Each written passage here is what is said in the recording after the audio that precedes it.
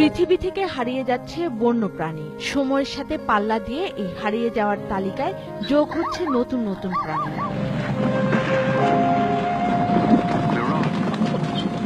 সম্প্রতি পরিবেশবাদী সংস্থা ওয়ার্ল্ড ওয়াইল্ড লাইফ ফান্ড ও জুওলজিক্যাল সোসাইটি অব লন্ডনের গবেষণায় বের হয়ে আসে এই ভয়াবহ তথ্য।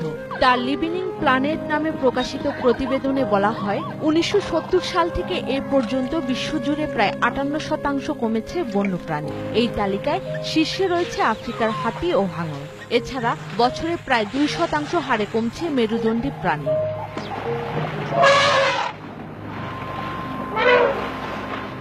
গবেষকরা জানান, সবচেয়ে বেশি ক্ষতির মুখে পড়েছে নদী, লেক ও জলাভূমিতে বসবাসকারী প্রাণীরা। স্বাদু পানিতে এই কমে যাওয়ার হার 81%।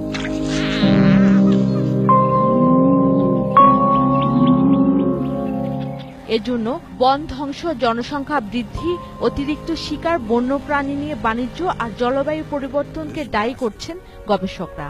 এ ধারা অব্যাহত থাকলে আগামী 4 বছর পর পৃথিবী থেকে 2/3 বন্যপ্রাণী হারিয়ে যাবে বলেও সতর্ক করেছেন তারা।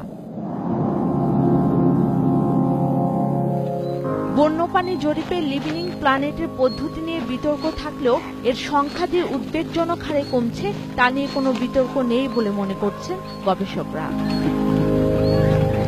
দুলি মল্লিক, 21 টেলিভিশন।